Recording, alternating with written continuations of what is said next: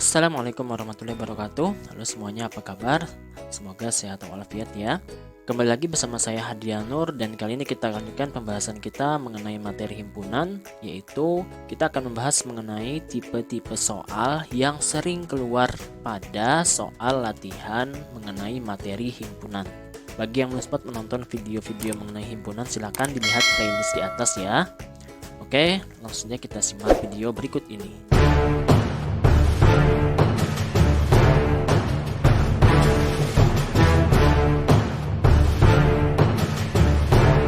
Yang pertama yaitu tipe soal menentukan himpunan. Nah, soalnya seperti ini. Misalnya perhatikan kelompok-kelompok berikut. Kelompok anak balita, kelompok buku tebal, kelompok siswa bermata hijau, kemudian kelompok siswa pandai, dan terakhir kelompok buah manis. Di antara kelompok-kelompok tersebut yang merupakan himpunan yang mana? Nah, himpunan itu kan adalah suatu kumpulan objek yang terdefinisi dengan jelas. Nah, yang di sini yang jelas yang mana? Apakah nomor 1 dan 2? Apakah nomor 1 dan 3? Apakah nomor 2 dan 4? Ataukah nomor 2 dan 5? Nah, masih ingat ya mengenai definisi dari himpunan? Himpunan itu adalah suatu kumpulan objek yang terdefinisi dengan jelas. Dari kelima kelompok ini yang mana yang terdefinisi dengan jelas? Misalnya anak balita nih. Anak balita berarti anak yang berusia di bawah 5 tahun. Oh, berarti jelas ya. Berusia di bawah 5 tahun. Kemudian kelompok buku yang tebal. Buku tebal ini masing-masing orang berbeda-beda. Misalnya ada yang bilang 100 lembar itu sudah tebal. Ada juga yang bilang 100 lembar itu masih tipis. Sehingga ini tidak bisa kita sebut sebagai himpunan. Nah, lalu yang mana lagi? Kelompok siswa yang bermata hijau. Oke, mata hijau berarti himpunan.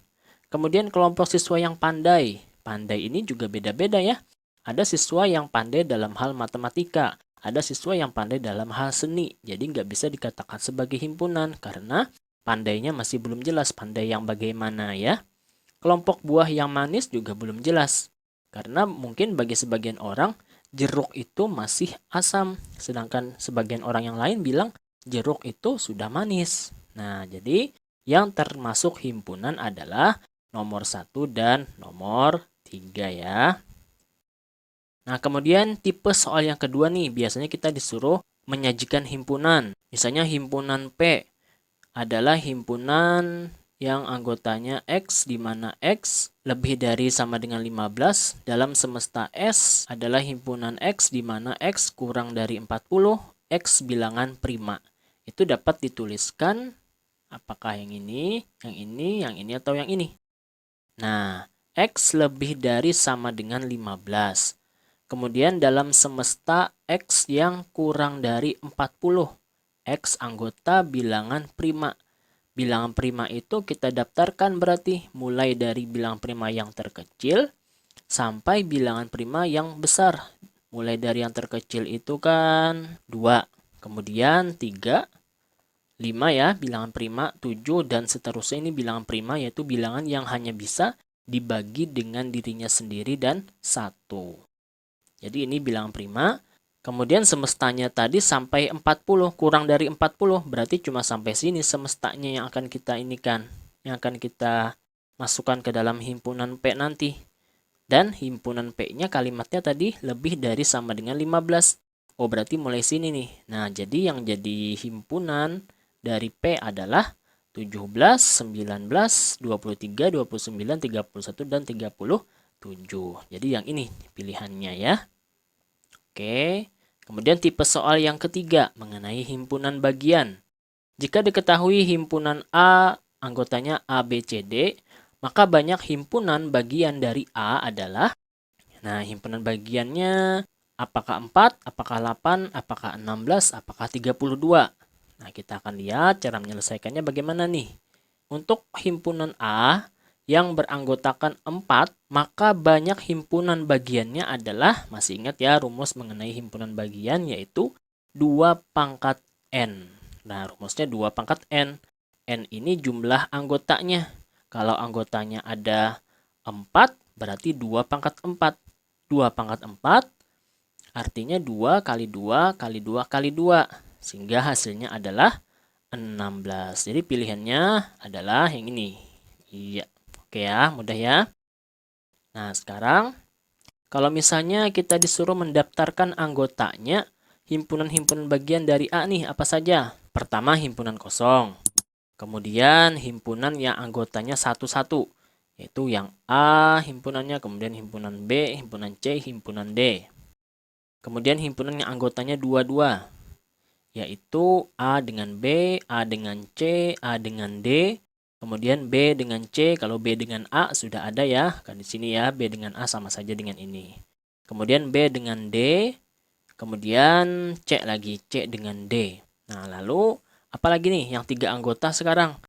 Berarti ABC, kemudian AB dengan D, kemudian ACD, kemudian BCD, dan yang terakhir dengan 4 anggota, yaitu ABCD. Nah, ini kalau kita hitung jumlahnya 16 nih. 1, 2, 3, 4, 5, 6, 7, 8, 9, 10, 11, 12, 13, 14, 15, 16. Nah, ada 16 ya. Nah, jadi terbukti. Jadi banyak himpunan bagian dari A yang anggotanya ada 4 itu adalah 16. Oke ya. Nah, lanjut yang tipe soal keempat, operasi himpunan. Misalnya, diketahui himpunan semesta S yang anggotanya 1, 2, 3, dan seterusnya sampai 9. Kemudian ada himpunan A yang beranggotakan 1, 2, 3, 4, 5, 6. Himpunan B 2, 4, 6, 8. Himpunan C 1, 2, 4, 8.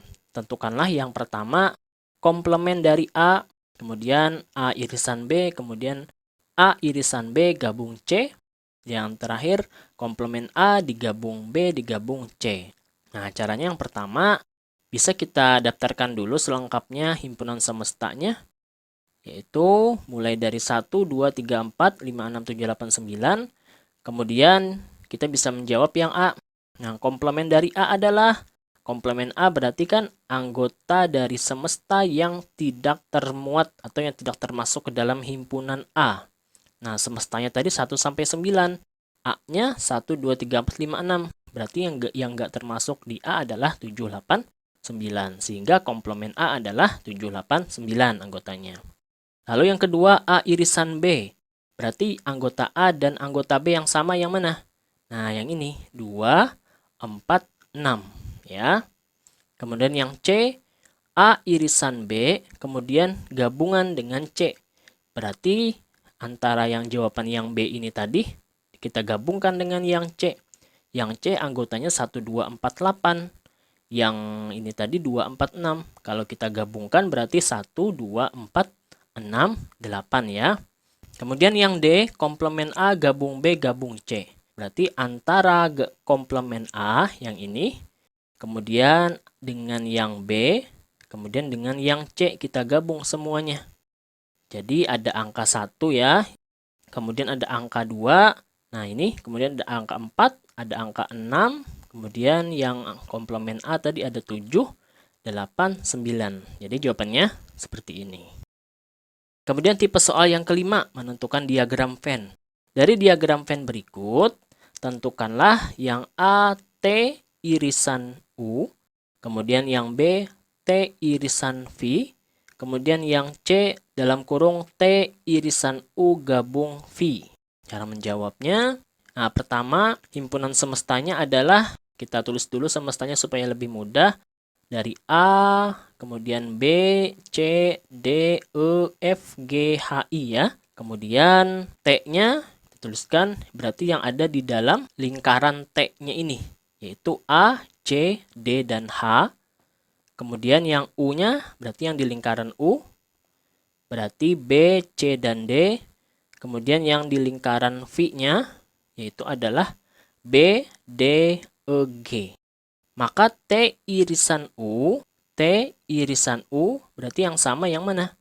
Yang C dan D ya. Kalau kita lihat di sini di gambarnya T dengan U itu adalah yang di dalam ini. Nah ya, C dengan D. Oke, yang kedua irisan antara T dengan V. Berarti A, C, D, H dengan B, D, E, G. Yang irisannya berarti yang ini. Nah, yang ini ya. Berarti D.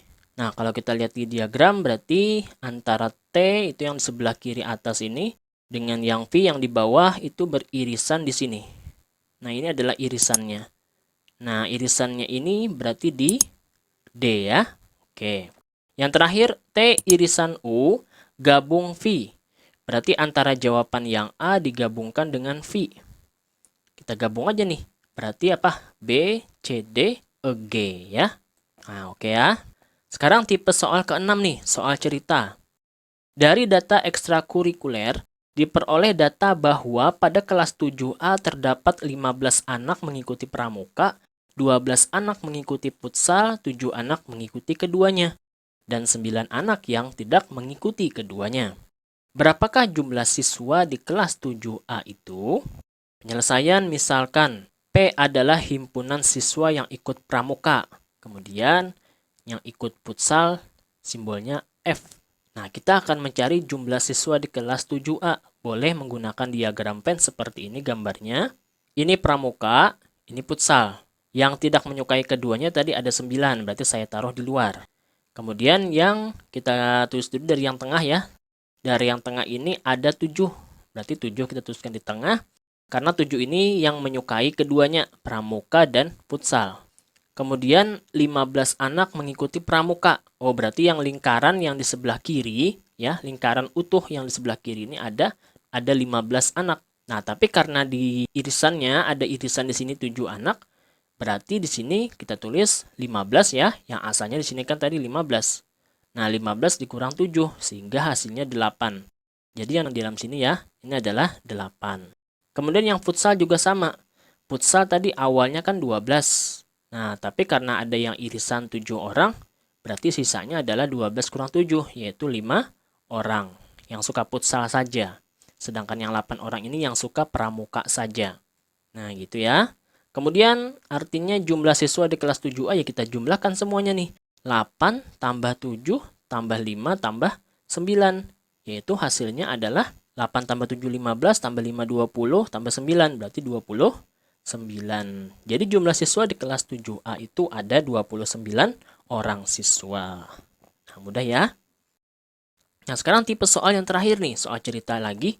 Dari 150 siswa, diperoleh data 105 siswa gemar matematika, 82 siswa gemar IPA, dan 70 siswa gemar keduanya. Tentukanlah banyak siswa yang tidak gemar keduanya. Nah, kita misalkan lagi seperti tadi.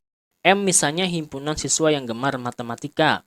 Kemudian I adalah himpunan siswa yang gemar IPA. Nah, X misalnya himpunan siswa yang tidak gemar keduanya. Kalau kita gambarkan dalam diagram pen berarti X-nya di luar. Nah, X-nya di luar seperti ini. Karena X tidak menyukai matematika ataupun IPA. Jadi di luar seperti ini. Lalu kita tulis dari tengah lagi seperti tadi. Tengah 70. Nah, yang suka keduanya ya, suka matematika dan suka IPA. Kemudian yang matematika tadi 105 orang.